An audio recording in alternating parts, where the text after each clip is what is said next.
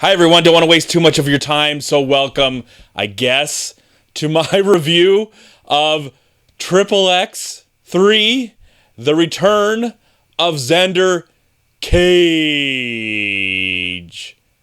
Now, in 2002, when the first movie was released, I actually had a good time watching the movie. I actually enjoyed that film, having been a fan of Vin Diesel, not because of his acting, just because of his persona and his presence on screen. And I like a good action movie, even if it's over the top and ridiculous. In 2005, there was a sequel starring Ice Cube, the film that I never saw, though heard it was god-awful and terrible, and so I've never witnessed it. But finally, 15 years later, after the first one came out, they have finally released through another studio, because I think Revolution Studios kind of went bankrupt for a while. Maybe they're trying to come back. I'm not really sure if it's Revolutionary or one of those studios I haven't seen where the thing goes. I haven't seen that for a while.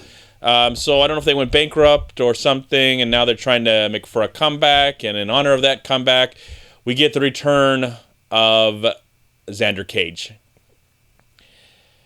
Now, if this film was made like 2 years after the original film, I would have rushed to have seen it in the theater and had more excitement than I did. So the movie's been out for a couple weeks now, and I've heard the reviews weren't that great. But this weekend for new movies weren't that appealing to me, so I really had no desire to see what was coming out this weekend, especially maybe a major release movie. Maybe I'll see it 2 weeks from now if I actually have any desire. But I like Vin Diesel. Again, not a great actor, not a good actor.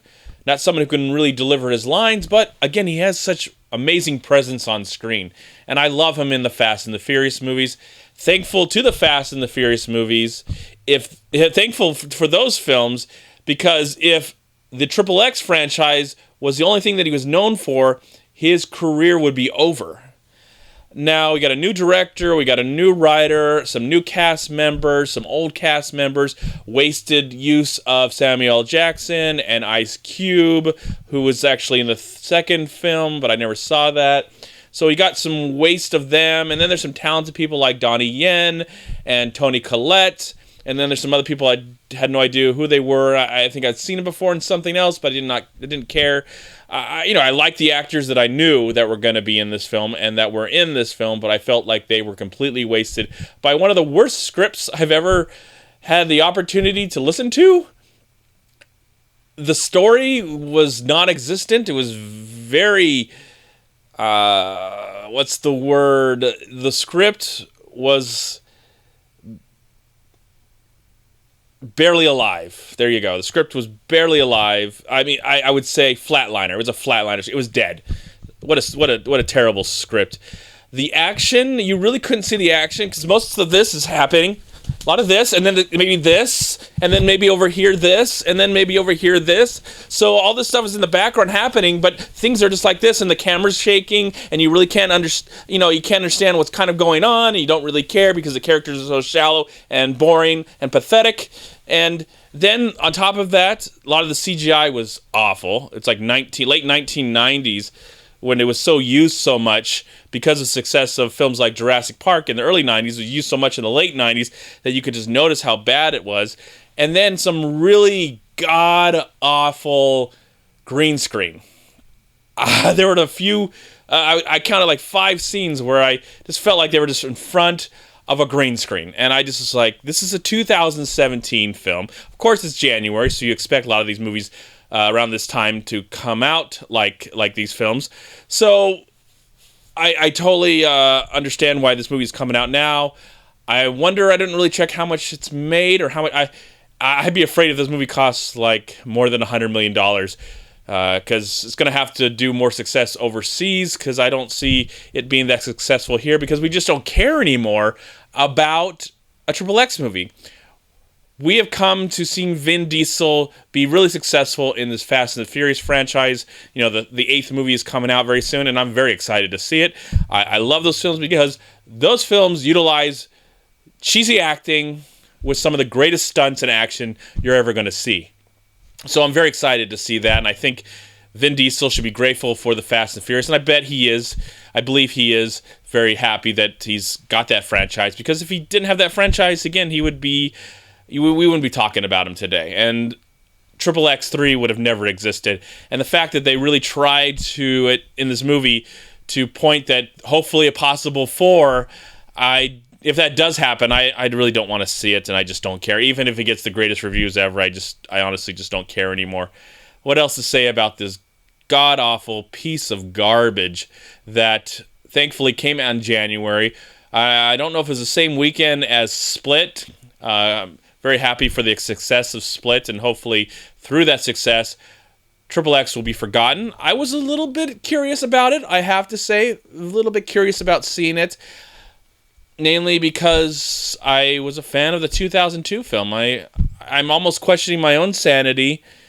Maybe that movie sucked too. I haven't watched it in a while, but I remember enjoying it. I remember really enjoying it. But I think they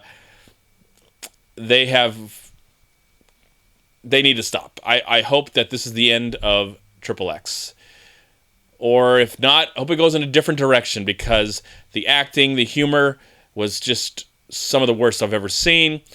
And if this movie is actually trying to be a parody, which maybe that's what it is, it's just a parody of action movies and spy movies, and even at that aspect, it's awful at being a parody. It's horrible at being a parody. It's not even funny. And every line that comes out of the movie, it's just a one-liner. That's all it is. Just like one-liner after one-liner after one-liner. And I really don't know what was going on. Terrible script, terrible direction, terrible acting, awful put together of some talented people, and the movie just looked awful as well. And the action, not Taken 3 bad, but pretty bad, pretty terrible. It just, I don't know what I've watched. It was just one of the most boringness, is that a word? It was one of the laziest movies I've ever seen. And for that, of the year, well, I've only seen 3 movies this year so far when it comes to 2017. So, in my opinion, out of those 3, this is the worst movie of 2017. And one of the worst action movies I've ever seen in my entire life. And for that, I am going to give XXX the pathetic, lazy, horrible return of Xander Cage. Who cares?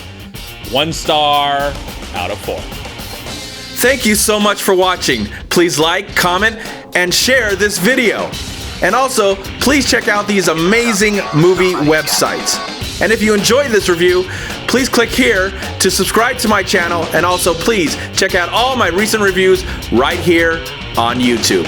Have a great day, live film, find peace, happiness, and harmony in anything and everything you do, and I'll talk to you at my next movie review.